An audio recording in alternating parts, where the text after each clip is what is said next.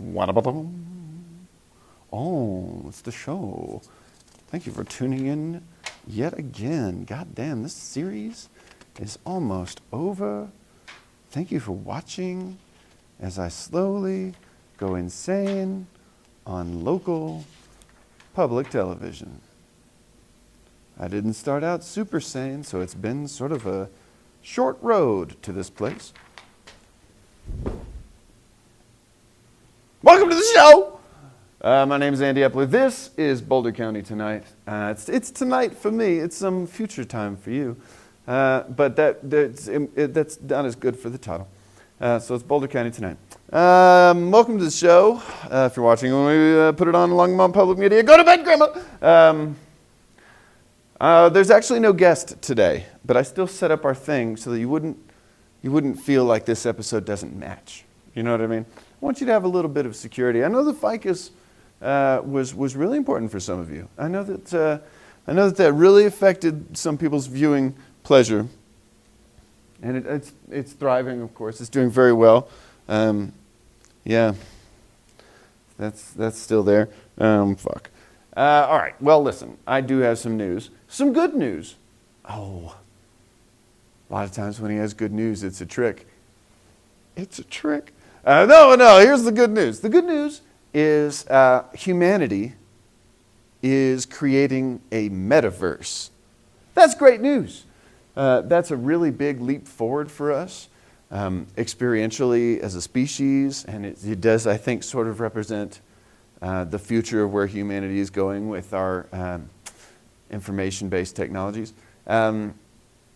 It's also the reason that, like, a lot of people think that we live in a simulation now, because the theory goes that any civilization that progresses kind of to where we are a little bit further would very likely create kind of like a synthesized reality for themselves to live in.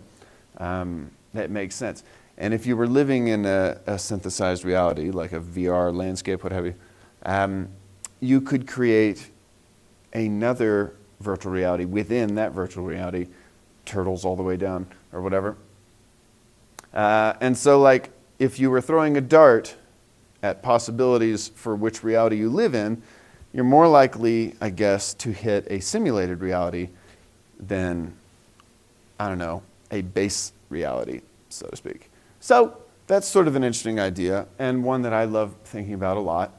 And so we've started taking our steps toward that. Now, you might be asking, who is making this? Is it like a beautiful charity that is like trying to improve people's neighborhoods or whatever, or something by like increasing beauty levels in places that aren't naturally beautiful or something? Or is it maybe like a religious organization who wants to sort of inspire us about maybe how beautiful and perfect heaven will be if you go there, whatever? That would be a great project. Maybe it's an artist, like you want to live your whole life in a Scorsese movie, you know what I mean? That would be cool. Maybe there's like an overlay for that. That would be amazing. No, none of those, of course. No, of course, it's being created, you know. Do you know? You ever get the feeling that like billionaires own the world? Well, they don't, of course, but they're working on a new one so that they can. That's who's doing it, a billionaire. Well, of course, it's Mark Zuckerberg of Facebook. They're changing their name from Facebook to Meta. I'm sure you've heard. It's all over the fucking news. I think it's sort of a disturbing idea. Boy, if you know much about Mr. Zuckerberg, he seems like whatever, he's probably a great guy, but boy, his reputation isn't great, right? Whatever, it's none of my business or whatever. You start a website about all this stealing ladies' information or whatever he was doing in college. I don't know. I'm not a news person. I'm not like a CIA plant of a news person that knows all the things, whatever. What was that a reference to? Yeah, Mark Zuckerberg, he's making a new world. A whole new... Don't sing it. You get sued. Oh, yeah. A whole new world for Mr. Zuckerberg and for us to like go work in for like meta dollars or whatever. Probably not as many metadollars as you think. In real life, Bezos is making factory towns, and himself moving to fucking outer space where his tax rate is the same. Elon Musk wants to go take over Mars, I guess, and leave us with a robot army to take over Earth. And your government is fighting really hard to protect the tax write-offs of these people. Oh, let's talk about that, actually. Sort of an interesting idea. Mark Zuckerberg building a whole new fucking world. Here in this world, we can't even get our politics to run. They're still sort of fighting, the politicians. Remember, back maybe a couple episodes ago, we were talking about the government shutdown, back in October at some point. And we said that Uncle Joe was going to get us out of this pickle. And how he was going to do it, of course, is to posture, give in. Right? Remember when I said that? I did say that. And here we are, Joe Biden, totally encouraging people to give in behind the tables. What is it? Behind the fucking doors. That's what it seems like. Because as far as what's left in that bill, they took out, let's see, I've got it written here. They took out the serious climate change regulation stuff. They took out the expanded Medicaid eligibility, all that vision and hearing and dental stuff that Uncle Joe's been talking about. That doesn't seem to be in there. The prescription drug price control stuff, that's not in there. Remember when we were talking about the COVID cure and how we subsidized the creation of that with our tax dollars? And then the pharmaceutical company that's going to sell it is going to mark it up 4,000%. Nothing about that is going to change. All the taxing the rich stuff that I talk about with fucking the fellows I was talking about earlier in this show, that shit's not in there. It's all been taken out, of course. And by the end of this process, I'm pretty sure the Democrats are still going to come out and say, we did it. We muscled our way through and we made a deal. You know what I mean? Motherfuckers. Ugh. I just wanted to fucking talk about that. Put that out there. If you don't know that that's happening, now you know. Too many heavy stories. Goddamn, is this a comedy show? I mean, it is sort of funny. Let's do something funny.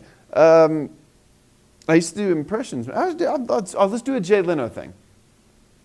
Okay, this is Jay Leno speaking in tongues at a Pentecostal church. Ready? I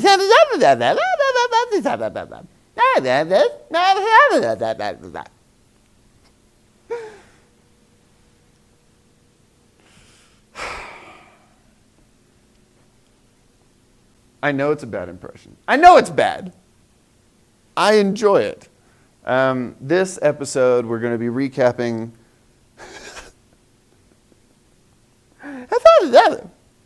Fuck. I've been doing it all afternoon. I fucking love it. I love it. My self-hatred is so strong sometimes. But that Jay Leno impression still giggles me. This episode, I want to kind of talk through what episodes we had, what guests we had on. We didn't get to have all the candidates on.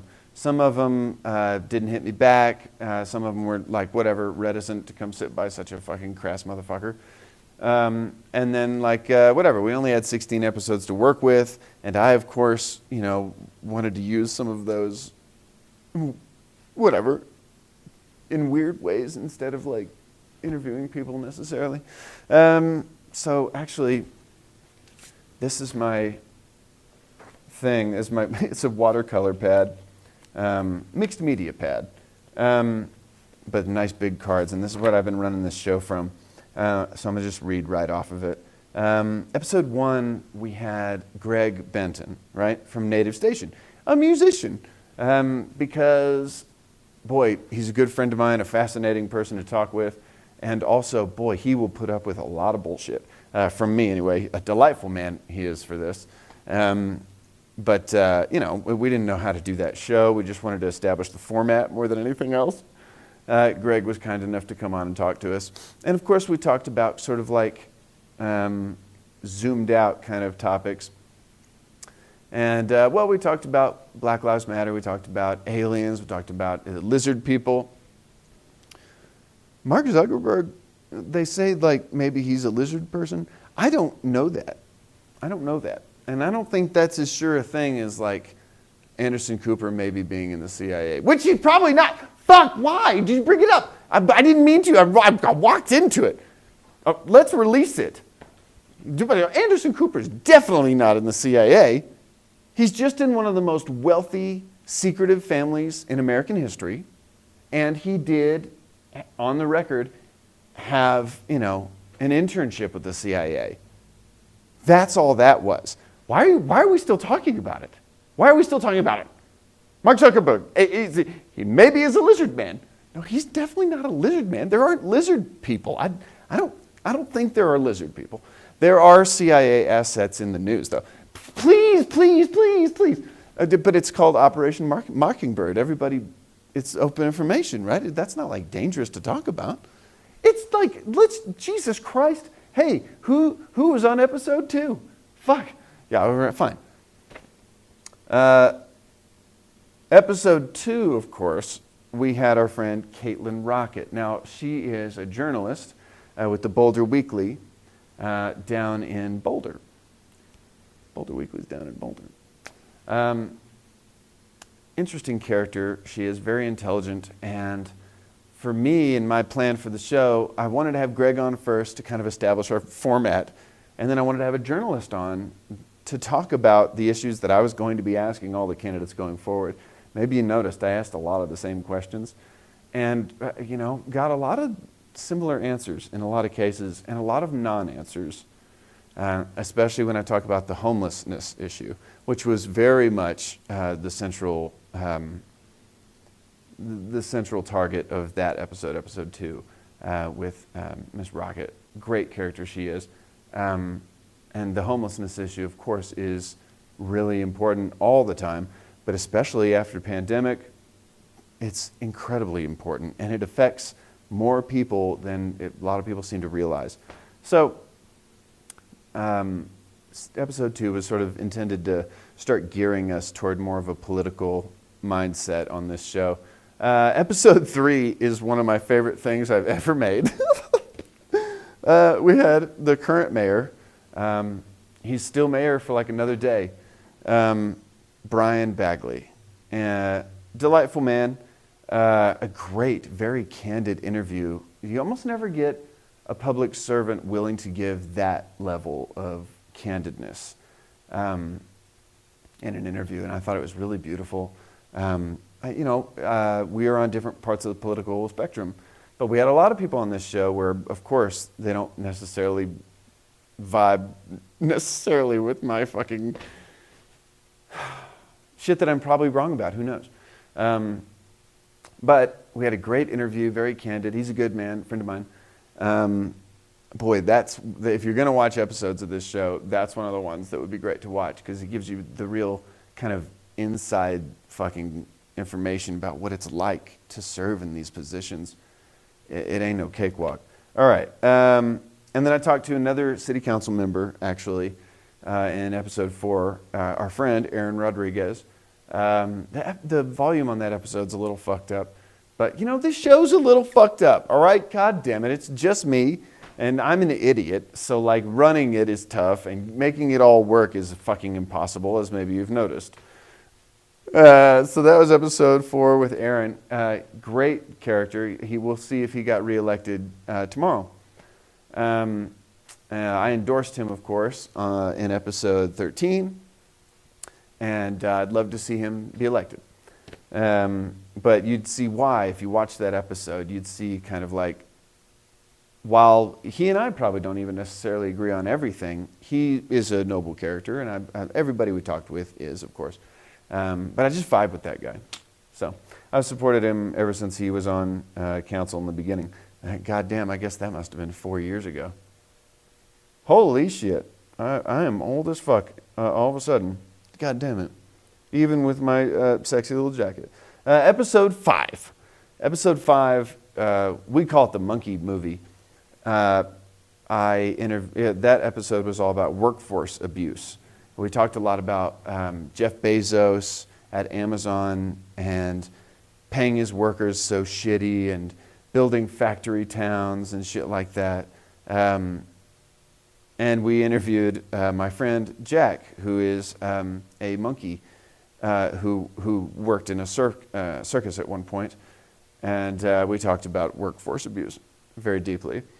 And also there was a great story in the news at the time that was the same thing, I thought, and it was the OnlyFans fiasco. I'm sure you remember, but that was a workforce abuse issue as well, in my opinion. So we talked a lot about that. I felt like that was an important episode for us, so that we could come back and ask politicians that flavor of question in a little bit more, I don't know, charged way. At the end of episode 5, there's a little short film about Jack, the monkey, going home after the show, and I think it's fucking hilarious to me. Very fun. My friend Jackson Cloud helped me make that, and it was like I was in a cast at the time, but I was still working the puppet with this hand in the film section, so I was like not able to lean on my hand, so I was like kind of like in these weird positions trying to like make him, fuck. That was a hard thing to make, but I think it turned out great. Episode 5, God damn it. In episode 6, we talked to Marsha Martin. She is running for city council, but she's running against no one in her ward. So, well, golly, we'll just see how it goes for her tomorrow. Really contentious race there. Real nail biter for Marsha. She was a good sport. We did like a pop quiz with her because obviously she's not running against anyone. So it's like you can kind of have a little bit of a more fun, risky kind of interview because she can't be politically injured by hanging out with the clown. In episode 7, we talked to Shakita Yarborough. That was a great interview.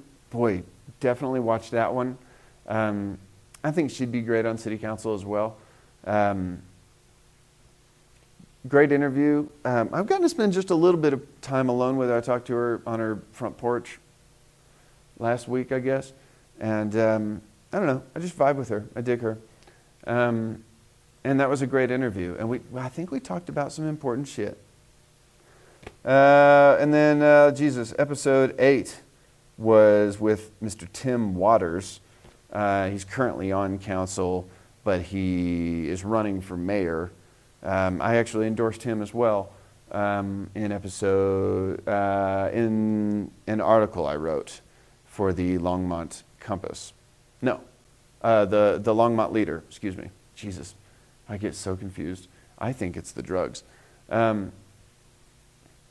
I wrote like a 1,400-word article. You could probably find it if you were to look it up. But the punchline is I endorsed him. But I didn't want to do it in the episode of this show where I fucking endorsed people because I was actually interviewing a guy that was running for mayor and honestly hadn't really met him or like really investigated his ideas that thoroughly. And it turned out to be a really great guy. I liked him a lot. His name is Greg Harris. Boy, he may do real well in this election. And we don't have anybody that's a bummer running. So in episode 8, we talked to Tim Waters. That was a productive interview. I just think like this kind of a no bullshit character. I don't know, it was sort of a brief interview. And boy, God damn it, I fucked up the monologue in that episode. I felt like, we had limited time with Mr. Waters, and we got started a little bit late, and he had to leave to, go do important shit that important people do. I didn't, of course, have to do that. I had all the time in the world. So I kind of rushed through this great bit I had about the Heimlich maneuver, and I do carry some regrets in the world. One of them is rushing through that Heimlich maneuver bit. I just thought that was there was gold there. Look for that. I'm going to be in the clubs maybe doing that soon. And I'm going to fucking save that bit. I'm going to do it better. Next time you see me do it, I'm going to take my time with the Heimlich maneuver bit. Fuck! I'm not going to do it for you now. God, I'm not going to get into it. Don't get into it. I'm not. Anderson Cooper. Just shut the fuck up. All right. In episode 9, we talked to Susan Hidalgo Faring. She is currently on council and rerunning for her seat. Great character she was as well. That was such a congenial, friendly, low-pressure interview. I don't know, some people come in, they seem very nervous or charged or very messaged. They know the bullet points they want to say or whatever. And that's, of course, what the fuck this show's for, is to give them a platform to get through their messaging and kind of investigate who they are. But Susan came in, I shouldn't call her Susan, that's not nice. I don't know her very well. I've interviewed her once. She said I could call her Susan. Yes, she did. I hate to be disrespectful, and I don't mean to be. Susan, we did meet her. She said I could call her Susan. All right, I released that. We had a great conversation. I really appreciated her. She'd be great if we had her on council again, but that's not a problem at all.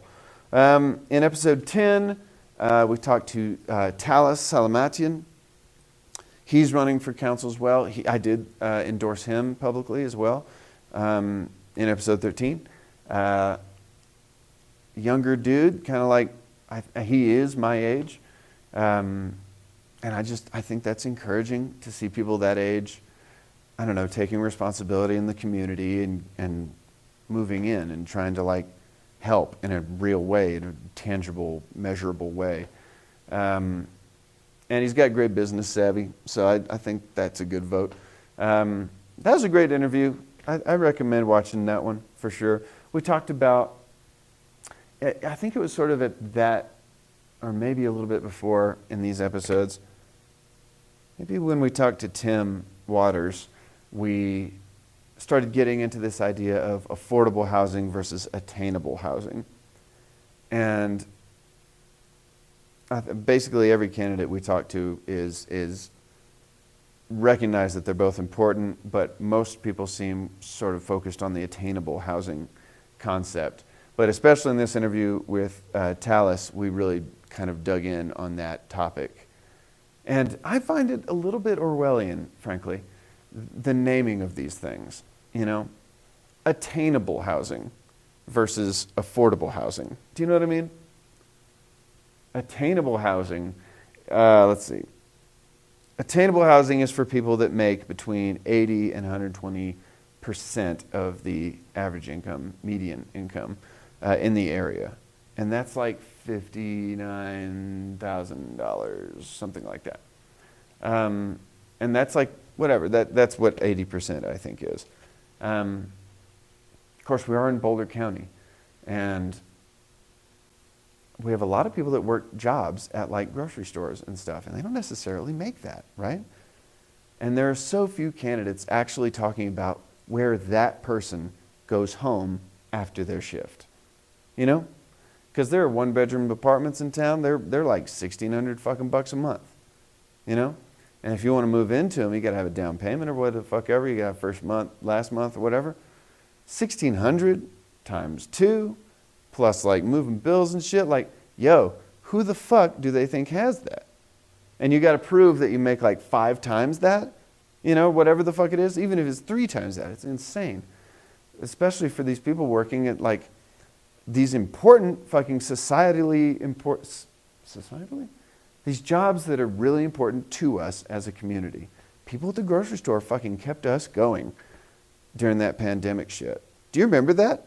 Those people are heroes, But very few of us are talking about how that person is actually going to make those ends meet, how they're going to make rent every month. Very few people. Really, people are talking about attainable housing. It's attainable. It's attainable. You could do it. If you work harder, which is fine, but there are only so many hours in a day or whatever, and jobs only pay so much. How many jobs are we supposed to have, by the way? You know? It used to be where, like, if you had more than one job, that was sort of like, wow, that's going above and beyond or whatever. Now it's like kind of standard because people have to do that shit. That's an interesting topic.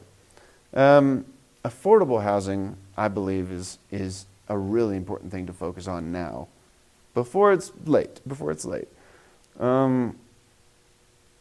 Boy, in episode 11, we had Clay Rose from the Gasoline Lollipops. He's like a legitimate fucking star.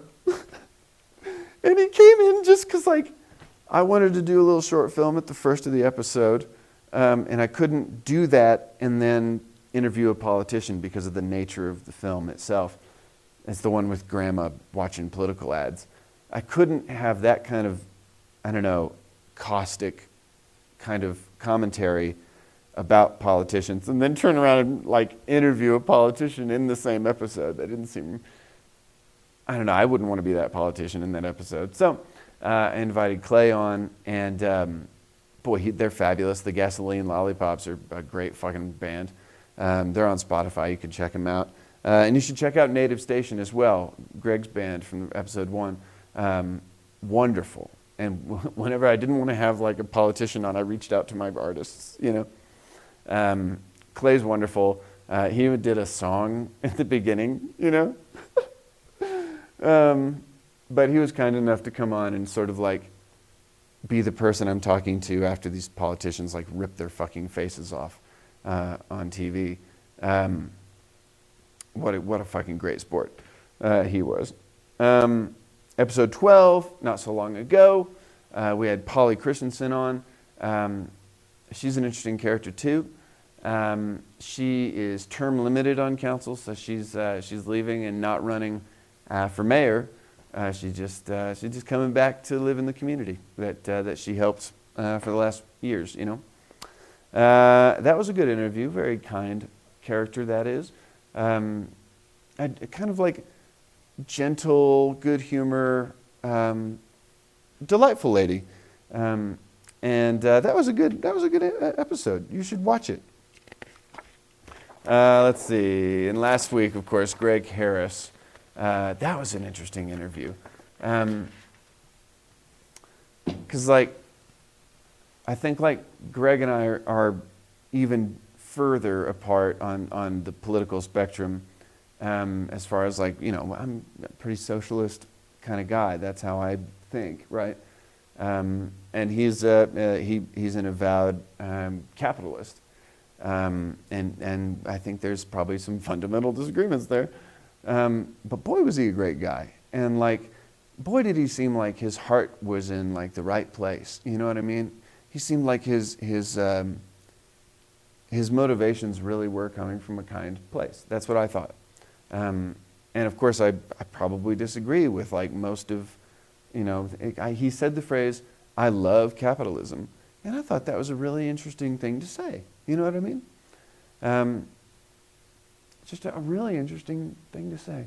We're so limited with our language in English, of course. You know, like the Greeks had a bunch of different words for love because like there are many kinds of love, right? But it's sort of weird that we're forced into using words like, like I love donuts, and like I love my mother. But we have one word, you know what I mean, to explain how I feel about donuts and how I feel about my mother. It's a question of intensity, you know what I mean?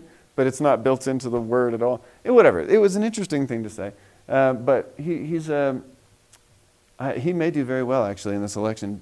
He's doing very well now, I think, in the numbers. Great guy.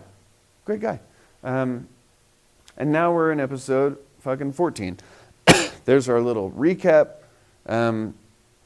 We talked a little bit about the issues that we talked about. We're going to do kind of a special thing tomorrow night. I think we're going to try and cover the election in the newsroom here at Longmont Public Media. Let me tell you one quick thing about Longmont Public Media. Public television is a really important thing for us in our community in America. we have a First Amendment, and there are so many people, there's so many bad ideas out in the world. And of course,